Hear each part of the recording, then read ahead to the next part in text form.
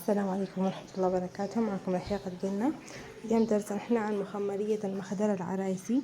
المكونات الأساسية للمخدرة هي النبات كل من الكادي والخوعة أو المشموم الأخضر والبعيتران أو المشموم الأبيض. نزلت لكم صوره 3 النباتات. قدمنا طريقتين والطريقتين أسهل من بعض.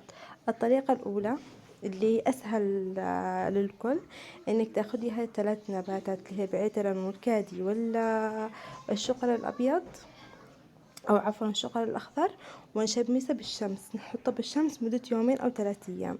بعد 2 أو 3 أيام لما ينشف تماما نطحنه أو نفته بيدات نحن بأي طريقة كنتي حاباها. إذا خلطتي بالخلاطة ممكن يكون دقيق أو ممكن يكون خشن، أو بيدنا احنا كده نقرشه شوية يكون محبب النبات هذا. طبعا هذا نبات عطري. وناخد عطور مركزة، ممكن ندمج عطور مركزة مع عطور مخففة، أو عطور مركزة فقط أو عطور مخففة فقط، اللي انت حابة. بعضهم يحبوا حاجات مركزة مرة، وفي ناس يحبوا أشياء مخففة، فانت اللي حباها.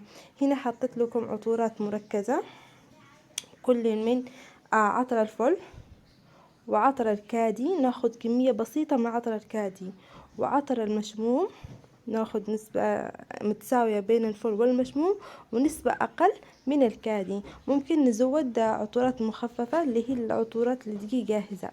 وهذه الطحين اللي النباتات العطرية اللي طحنتها من قبل وحطيتها وسكبت فوقها عطورات مخففة، وممكن نزيد فوقها عطورات مركزة، وندمجها كلها مع بعض ونحولها إلى برطمان زجاج.